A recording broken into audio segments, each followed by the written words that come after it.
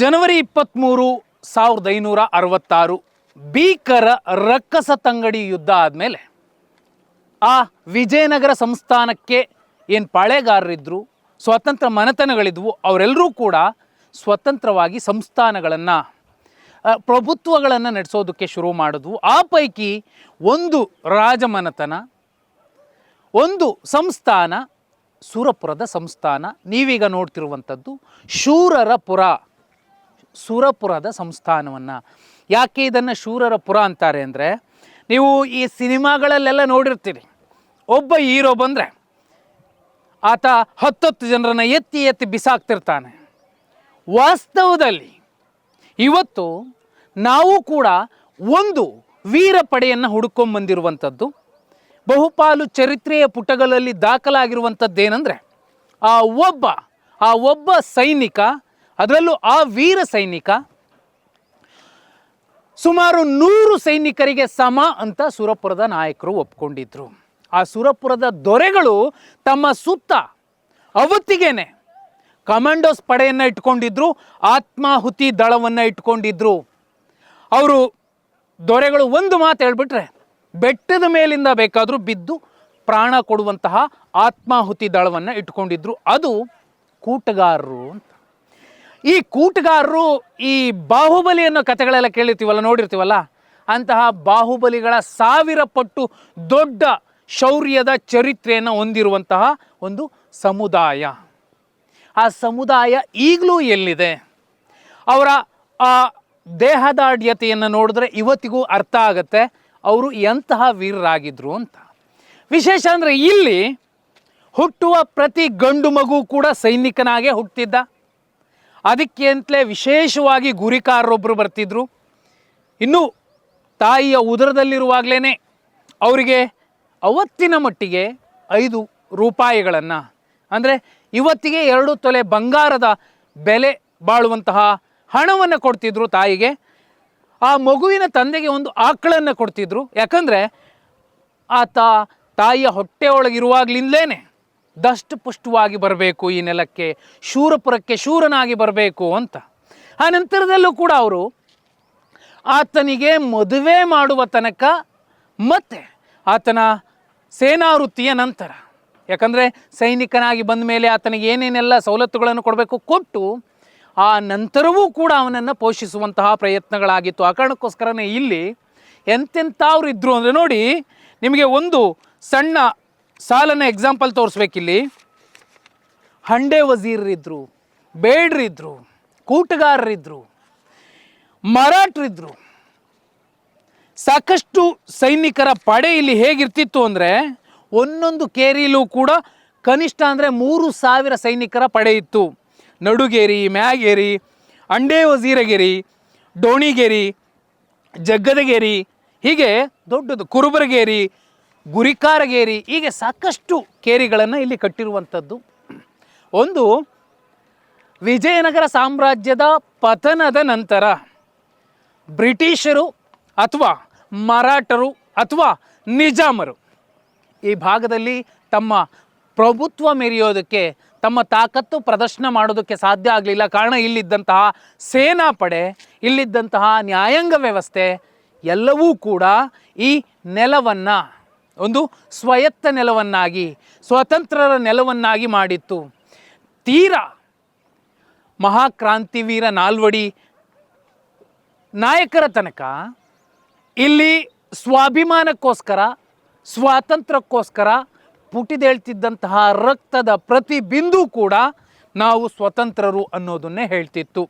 ವಿಶೇಷ ಅಂದರೆ ಈ ರೈಟ್ ಸೈಡ್ ನೀವು ನೋಡಿದ್ರೆ ಒಂದು ಬ್ರಿಟಿಷ್ ಕಾಲದ ಒಂದು ಬಿಲ್ಡಿಂಗ್ ಕಾಣಿಸುತ್ತೆ.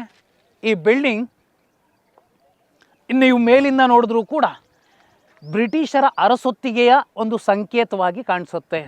ಇಲ್ಲಿ 8 ಬಾಗಿಲುಗಳಿದ್ದಾವೆ. ವಿಶೇಷ ಅಂದರೆ ಕನ್ಫೆಷನ್ ಆಫ್ ಥಗ್ ಅನ್ನುವಂತಹ ಒಂದು ಅದ್ಭುತ ಕೃತಿಯನ್ನು ಕೊಟ್ಟಂತಹ, ಟಕ್ಕನೊಬ್ಬನ ಆತ್ಮಚರಿತ್ರೆ ಅನ್ನುವಂತಹ ಕೃತಿಯನ್ನು ಕೊಟ್ಟಂತಹ ಮೆಡೋಸ್ ಟೇಲರ್ ಅನ್ನುವಂತಹ ಬ್ರಿಟಿಷ್ ಅಧಿಕಾರಿಯ ಒಂದು ಬಂಗಲೆ ಆಗಿತ್ತು. ಇವತ್ತು ಅದು IB ಆಗಿದೆ. ಅದಕ್ಕಿಂತಲೂ ಮಿಗಿಲಾಗಿ ಟೇಲರ್ ಅನ್ನುವಂತಹ ವ್ಯಕ್ತಿಯನ್ನು ಸುರಪುರದ ಜನ ಚರಿತ್ರೆಯಲ್ಲಿ ತಾಯಿಯ ಗುಣ ಇದ್ದಂತಹ ಒಬ್ಬ ಬ್ರಿಟಿಷ್ ಅಧಿಕಾರಿ ಅಂತಲೇ ಭಾವಿಸ್ತಾರೆ.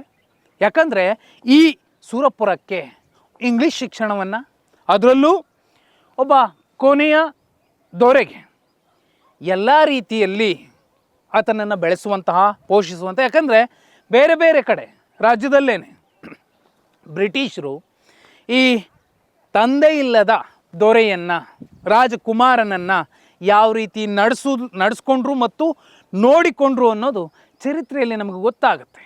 ಅದು ಮೈಸೂರಿನ ಒಂದು ಚರಿತ್ರೆ ಇರಬಹುದು ಅಥವಾ ಕಿತ್ತೂರಿನ ಚರಿತ್ರೆ ಇರಬಹುದು, ಎರಡೂ ಕಡೆ ಗೊತ್ತಾಗುತ್ತೆ. ಆದರೆ ಇಲ್ಲಿ ಈ ಮೆಡೋಸ್ ಟೇಲರ್ ಅನ್ನುವಂತಹ ಒಬ್ಬ ಬ್ರಿಟಿಷ್ ಅಧಿಕಾರಿ ತುಂಬ ಶ್ರದ್ಧೆಯಿಂದ, ಕಾಳಜಿಯಿಂದ, ಕಳಕಳಿಯಿಂದ ಆ ನಾಲ್ವಡಿ ನಾಯಕರಿಗೆ ಶಿಕ್ಷಣವನ್ನು ಕೊಡಿಸ್ತಾರೆ. ಎಲ್ಲ ರೀತಿಯಲ್ಲಿ ಅವರನ್ನು ಸ್ಟ್ರಾಂಗ್ ಮಾಡಿದ ಮೇಲೆ ಅವರನ್ನು ಮತ್ತೆ ಪಟ್ಟದಲ್ಲಿ ಕೂರಿಸ್ತಾರೆ. ಅದುವರೆಗೂ ಇಲ್ಲಿ ಈಶ್ವರಮ್ಮ ಅನ್ನುವಂತಹ ರಾಣಿ ಎಷ್ಟರ ಮಟ್ಟಿಗೆ ಒಂದು ಆಡಳಿತ ಕೊಟ್ಟರು ಅಂದರೆ, ಯಾಕಂದರೆ ಇಲ್ಲಿ ಒಂದು ಘೋಷ ಪದ್ಧತಿ ಇತ್ತು. ಮಹಾರಾಣಿಯರು ಹೊರಗಡೆ ಓಡಾಡಂಗಿರಲಿಲ್ಲ. ವಿಶೇಷ ಅಂದರೆ ಒಂದು ವಸ್ತ್ರವನ್ನು ಹಾಕ್ಕೊಂಡು ಓಡಾಡಬೇಕಿತ್ತು. ಆದಾಗ್ಯೂ ಕೂಡ ಸಾರ್ವಜನಿಕ ಬದುಕಿನಲ್ಲಿ ಇದ್ದುಕೊಂಡು ಈಶ್ವರಮ್ಮ ಅವರು ಬ್ರಿಟಿಷರ ಕಾಲದಲ್ಲಿ ಈ ನೆಲವನ್ನು, ಇಲ್ಲಿನ ಸ್ವಾಭಿಮಾನವನ್ನು ಕಾಪಾಡಿಕೊಂಡು ಬಂದಿದ್ದರು. ಈ ಎಲ್ಲ ಸಾಕಷ್ಟು ವಿಚಾರಗಳು, ಅದರಲ್ಲೂ ಮುಖ್ಯವಾಗಿ ಒಂದು ಕೈ, ಇಲ್ಲಿ ಈ ಜಗತ್ತನ್ನೇ ಗೆಲ್ಲಬೇಕು ಅನ್ನುವಂತಹ ಹುಚ್ಚು ಉಮೇದಿನಲ್ಲಿದ್ದಂಥವರು ಒಂದು 3 ಜನ ಬರ್ತಾರೆ. ಅಲೆಕ್ಸಾಂಡರ್ ದಿ ಗ್ರೇಟ್ ಎರಡನೇವರು, ಅದಕ್ಕೂ ಮುಂಚೆ ಇನ್ನೊಬ್ಬರಿದ್ದಾರೆ. ಮೂರನೇವನು ಅದು ಔರಂಗಜೇಬ್. ಔರಂಗಜೇಬನ ಒಂದು ಬಲಗೈ ಹಸ್ತಪ್ರತಿ, ಒಂದು ಮುದ್ರೆ ಇಲ್ಲಿ ಆತನ ಕೊನೆಯ ದಿನಗಳಲ್ಲಿ ಆತ ಎಷ್ಟರ ಮಟ್ಟಿಗೆ ಸೋಲಿಗೆ ಶರಣಾಗಿದ್ದ ಅನ್ನುವಂತಹ ಒಂದು ಚರಿತ್ರೆಯನ್ನು ಕೂಡ ಹೇಳುತ್ತೆ ಇಲ್ಲಿ. ಯಾಕಂದರೆ ಈ ಶೂರಪುರದ ಶೌರ್ಯದ ಕಥೆಗಳು ಹೇಗಿದ್ದಾವೆ ಅಂದರೆ, ಇಲ್ಲಿನ ಪ್ರತಿಯೊಂದು ಕಲ್ಲು ಕೂಡ ಒಂದೊಂದು ಕಥೆಯನ್ನು ಹೇಳುತ್ತೆ, ಒಂದೊಂದು ಅಗಸಿ ಕೂಡ. ಇಲ್ಲಿ ಒಬ್ಬ ಬ್ರಿಟಿಷ್ ಅಧಿಕಾರಿಯ ತಲೆಯನ್ನು ಕತ್ತರಿಸಿ ಆತನ ರುಂಡವನ್ನು ಒಂದು ಕಡೆ, ಮುಂಡವನ್ನು ಒಂದು ಕಡೆ ಸಮಾಧಿ ಮಾಡಿರುವಂತಹ ಒಂದು ಅಧ್ಯಾಯವೂ ಕೂಡ ನಾವು ನೋಡಬಹುದು, ಕೇಳಬಹುದು. ಅಷ್ಟೇ ಅಲ್ಲ, ಇಲ್ಲಿನ ಸೇನಾ ವ್ಯವಸ್ಥೆ ಹೇಗಿತ್ತು ಅಂದರೆ, ಯುದ್ಧಕ್ಕೆ ಹೋಗೋಕ್ಕಿಂತ ಮುಂಚೆ ಇಲ್ಲಿನ ವೀರ ಸೇನಾನಿಗಳ ಪತ್ನಿಯರೇನಿದ್ರು, ಧರ್ಮಪತ್ನಿಯರು, ತಮ್ಮ ಕೊರಳಲ್ಲಿದ್ದ ಮಂಗಳಸೂತ್ರವನ್ನು, ಕಾಲುಂಗುರವನ್ನು ಮತ್ತು ನತ್ತನ್ನು ಇಲ್ಲಿನ ಒಂದು ಪ್ರಮುಖ ದೇವಾಲಯದ ಮುಂದೆ ಕಟ್ಟಿ, ತಾಯಿ ಇವೆಲ್ಲವೂ ಕೂಡ ನಿನಗೆ ಸಮರ್ಪಿಸಿದ್ದೀವಿ, ನಮ್ಮ ಸೈನಿಕರು ವಾಪಸ್ ಬಂದ ಮೇಲೆ ಯಾರು ಬದುಕಿರ್ತಾರೆ, ಯಾರು ವೀರ ಸ್ವರ್ಗ ಸೇರಿರ್ತಾರೆ, ಆ ಲೆಕ್ಕಾಚಾರದಲ್ಲೇ ಮರುಮದುವೆಗಳಾಗ್ತಿದ್ವು.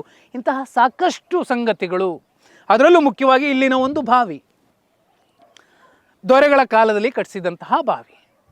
ಆ ಬಾವಿಯೊಳಗಿನ ನೀರನ್ನು ಇವತ್ತಿಗೂ ಕೂಡ ಔಷಧದ ರೀತಿಯಲ್ಲಿ ಬಳಸ್ತಿರುವಂತಹ ಒಂದು ಉಲ್ಲೇಖ, ಜನರ ಒಂದು ಅನಿಸಿಕೆಯ ಮಾತುಗಳು ಕೂಡ ನಾವು ಕೇಳಿರುವಂಥದ್ದು. ಸುರಪುರದ ಶೌರ್ಯದ ಕಥೆಗಳು ಹೇಗಿದ್ದಾವೆ ಅಂದರೆ, ಒಂದೊಂದು ಕಥೆಯ ಮೂಲ, ಯಾಕಂದರೆ ಬಹುಪಾಲು ಜನ ಮೇಲಿನಿಂದ ತೋರಿಸ್ಕೊಂಡು ಹೀಗೆ ಹೀಗೆ ಹೀಗೆ ಇದು ಕೋಟೆ, ಇದು ಅರಮನೆ, ಇವೆಲ್ಲ ಹೇಳ್ತಾ ಹೋಗ್ತಿದ್ದಾರೆ. ಆದರೆ ಸೇನಾ ವ್ಯವಸ್ಥೆ, ನ್ಯಾಯಾಂಗ ವ್ಯವಸ್ಥೆಗೆ ಕಟ್ಟಿ ಮನೆಗಳು ಅಂತ ಬರ್ತಾರೆ.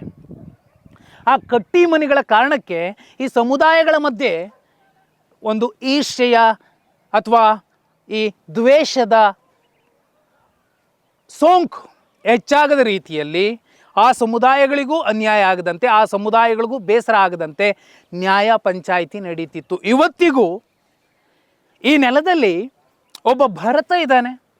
ಬಾಹುಬಲಿ ಭರತ ಅಲ್ಲ, ಶ್ರೀರಾಮ ಮತ್ತು ಭರತ. ಯಾಕಂದರೆ ಆ ಭರತ ಅಣ್ಣನ ಜಾಗದಲ್ಲಿ ಕೂರಬಾರ್ದು ಅಂತ ಒಂದು ಸಪ್ರೇಟ್ ಜಾಗದಲ್ಲಿ ಕೂತ್ಕೊಂಡು ನ್ಯಾಯ ಪಂಚಾಯಿತಿ ಮಾಡಿ ಆಳ್ವಿಕೆ ನಡೆಸಿದಂತಹ ಸಾಕ್ಷಿ ಉದಾಹರಣೆ ಇದೆ. ಆ ಜಾಗವನ್ನು ಇವತ್ತಿಗೂ ಕೂಡ ರಮಣಪ್ಪನ ಕಟ್ಟೆ ಅಂತ ಕರೀತಾರೆ. ಅಲ್ಲಿನ ಕತೆ ಏನು, ಇಲ್ಲಿನ ಸುರಪುರದ ಶೂರರ ಕಥೆಗಳು ಹೇಗಿದ್ದಾವೆ ಅಂದರೆ, ನಿಜಕ್ಕೂ ಈ ನಾಡಿನಲ್ಲಿ ಎಂತೆಂತಹ ಸಂಸ್ಥಾನಗಳಿದ್ದಾವೆ, ಎಂತೆಂತಹ ಚರಿತ್ರೆ ಇದೆ, ಸ್ವಾತಂತ್ರ್ಯದ ಕಿಚ್ಚನ್ನು ಹೊತ್ತಿಸಿದಂತಹ ಕಲಿಗಳು ಹೇಗಿದ್ರು, ಎಲ್ಲವನ್ನೂ ಕೂಡ ನಾವು ಇನ್ನು ಮುಂದೆ ನೋಡಬಹುದು.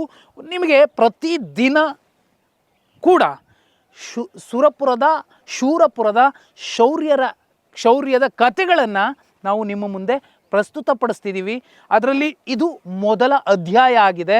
ನಿಜಕ್ಕೂ ಒಂದೊಂದು ಕಥೆಗಳು ಕೂಡ, ಯಾಕಂದರೆ ಇಲ್ಲಿನ ಪ್ರಖ್ಯಾತ ಇತಿಹಾಸಕಾರರು, ಲೇಖಕರು ಈ ಶೂರಪುರದ ಶೌರ್ಯದ ಕಥೆಗಳ ಬಗ್ಗೆ ತುಂಬ ಅಚ್ಚುಕಟ್ಟಾಗಿ ಸ್ಪಷ್ಟವಾಗಿ ಹೇಳಿರೋದನ್ನು ನೀವು ನೋಡಬಹುದು. ನಮಸ್ಕಾರ.